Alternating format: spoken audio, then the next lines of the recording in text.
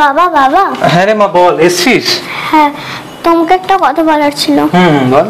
খুব ইম্পর্টেন্ট, আমি ব্যাগটা রেখে বলছি। আচ্ছা। জানো তো বাবা, আমার স্কুলে একটা ফ্রেন্ড আছে, তার নাম জয়া।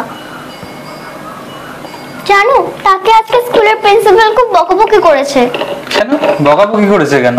পড়াশোনা করে আসেনি নিশ্চয়ই, না হোমওয়ার্ক করেনি? না না, ওসব কিছু না, ও পড়াশোনাতে খুব ভালো। তাছাড়া আমাদের ক্লাসের ফার্স্ট গার্ল। তাহলে তাহলে বকাবকি করেছে মানে বুঝলাম না। অ্যাকচুয়ালি গত 3 মান্থ ধরে ওর গার্জেন স্কুলের ফিস জমা দেয়নি।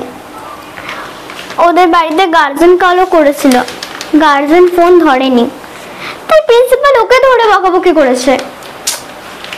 তারপর আর কি, তুমি বলো ওই বাচ্চা মেয়েটা কিভাবে এতগুলো টাকা পাবে, আর কোথায় বা পাবে? সত্যি তো, এত ছোট একটা মেয়ে। কিন্তু তুই আমাকে একটা কথা বল, ওদের অবস্থা তো ভালোই ছিল, হঠাৎ এরকম হলো? জানো, কিছুদিন আগে ওর বাবা আর মায়ের মধ্যে ডিভোর্স হয়েছে। সে কি? হ্যাঁ, আর ওর মায়ের শরীরটাও খুব খারাপ, আর ওইদিকে ওর বাবা অন্য একটা মেয়েকে বিয়েও করেছে। তা ওর মা কোনো স্টেপ নেয়নি? না। তো ছোট একটা মেয়ে, এত ব্রাইট ফিউচার এইভাবে নষ্ট হয়ে যাবে?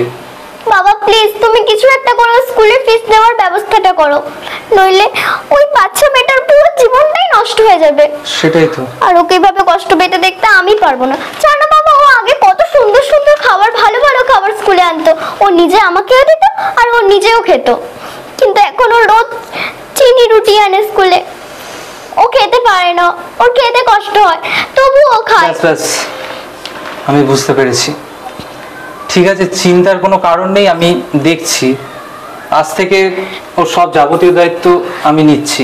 তবে একটা কথা, ওর মা সুস্থ হলেই আমি আমার অফিসে ওনাকে একটা কাজের ব্যবস্থা করে দেবো। আজ থেকে ও আমার একটা মেয়ে, কেমন? থ্যাংক ইউ বাবা, আমি শিওর না বাবা।